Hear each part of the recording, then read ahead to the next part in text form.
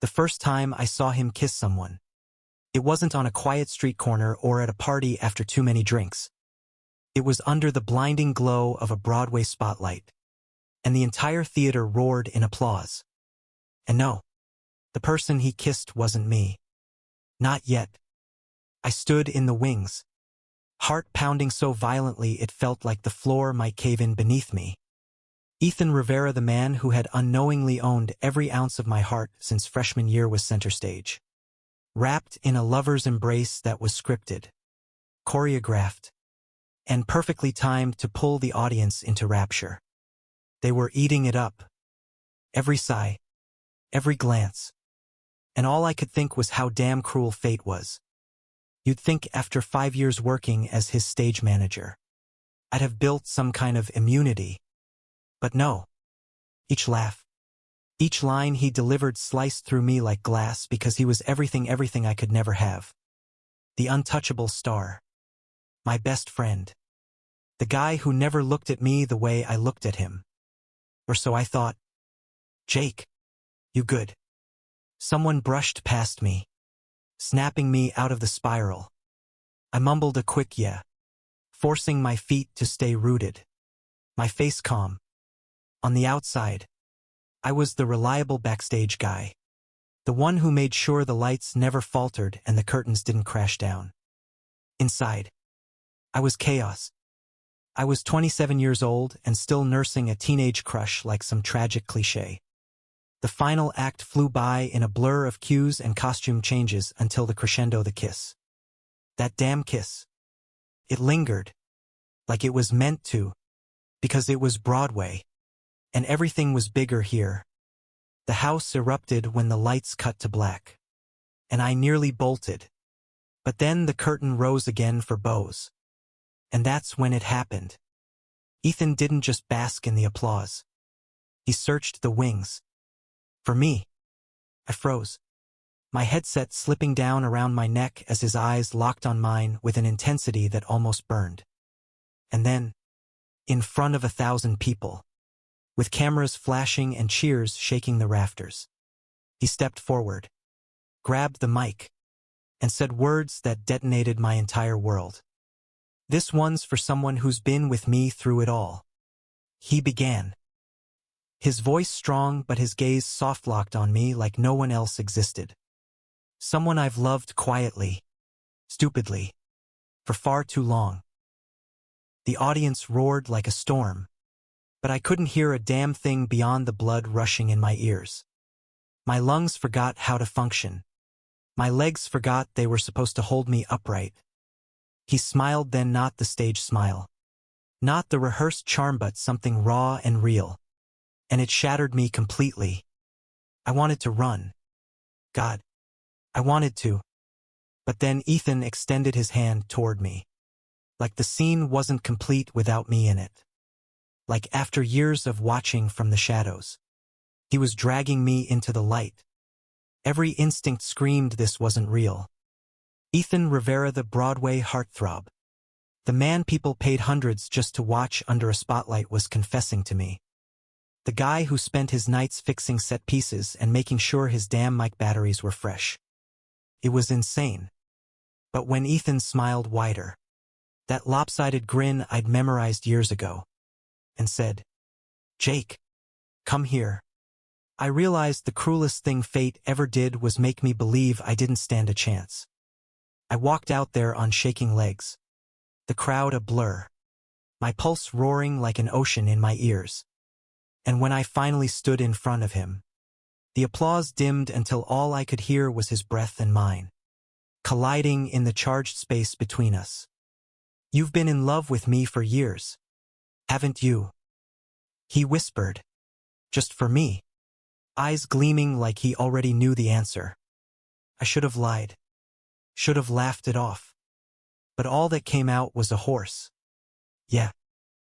The way his face lit up, I'll never forget it. "Good," he murmured, pulling me closer by the wrist, his breath brushing my cheek. "Because I've been in love with you too." And then he kissed Menet like the script, not like the role demanded. But like every second of every year we'd wasted apart was crashing into that single, breathtaking moment.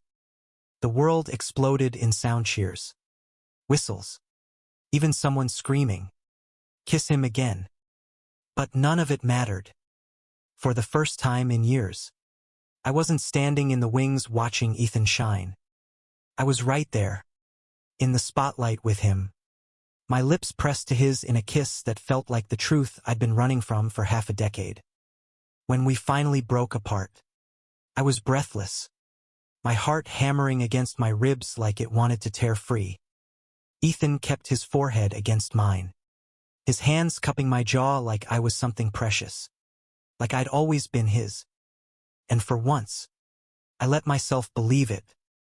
"Come on," he said softly, so only I could hear. "Let's get out of here." I nodded like a man hypnotized. The cast was clapping behind us, the audience still roaring.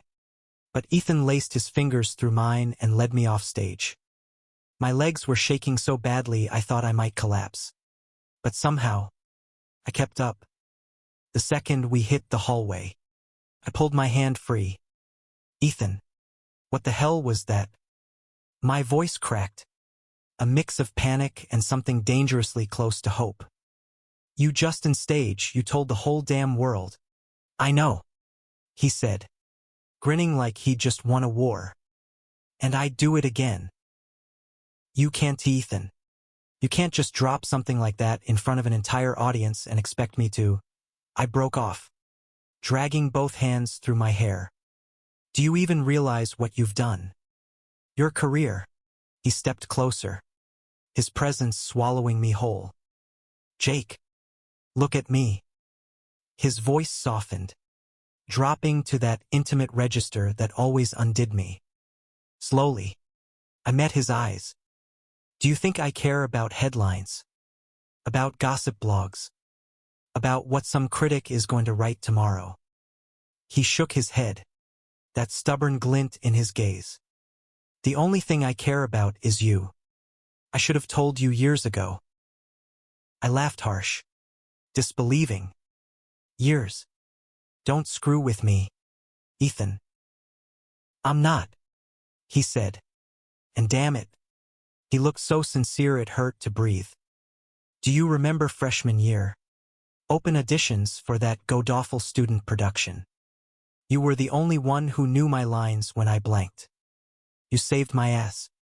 And then you walked away like it was nothing. That's when I knew." He gave a small, helpless laugh. "And I've been trying to tell you ever since.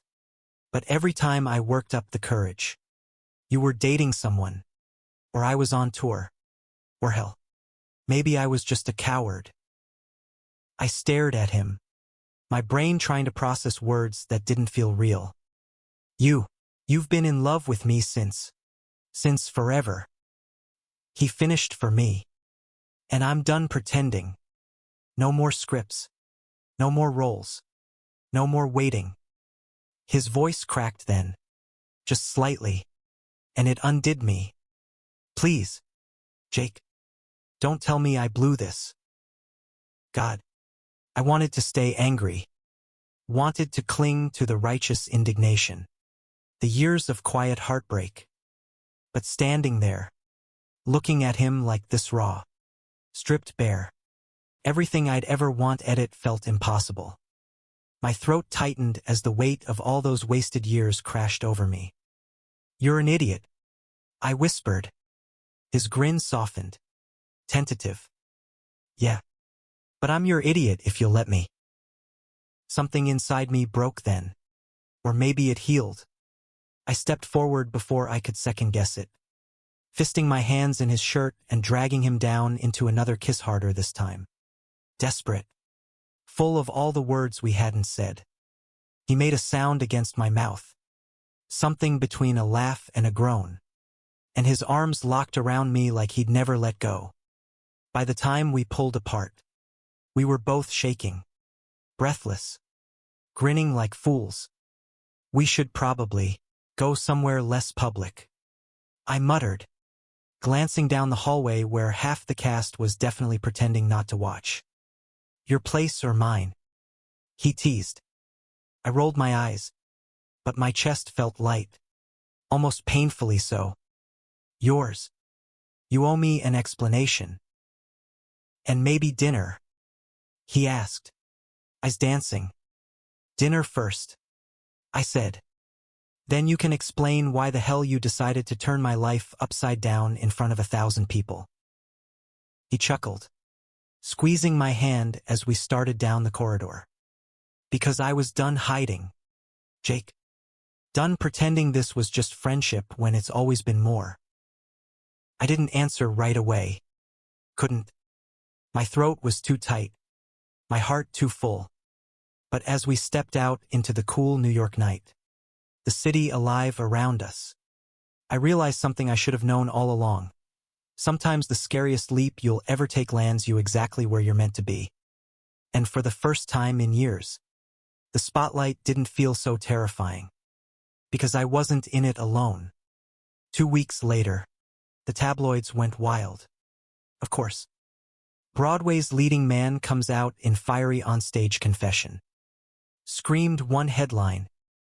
Who is the mystery stage manager who stole Ethan Rivera's heart? Asked another. My phone blew up with texts, calls, even a few bribes for insider interviews. It was chaos. But Ethan was calm through it all. Whenever I panicked about the attention, the rumors, the cameras camped outside the theater just pull me close, press his lips to my temple, and say, let them talk. None of it matters. And damn it, he was right. It didn't. Because every night, when the curtains fell and the world stopped watching, it was just us. 2 idiots who'd wasted too much time dancing around what was inevitable. One evening, after a brutal double-show day, we collapsed on his couch with takeout cartons and sore feet. He rested his head on my shoulder, his hand curled around mine, and for a long time, neither of us spoke. We didn't need to. Eventually, he murmured, you know, I think this is my favorite role. I huffed a laugh, turning to look at him. Role. Yeah. His smile was soft, lazy. The one where I get to love you without pretending. My heart did that stupid stutter thing again. And I thought, if this was a script, I'd rewrite nothing. Because for once, the ending was perfect. Thank you for listening. Don't forget to like and subscribe to stay updated with the latest videos.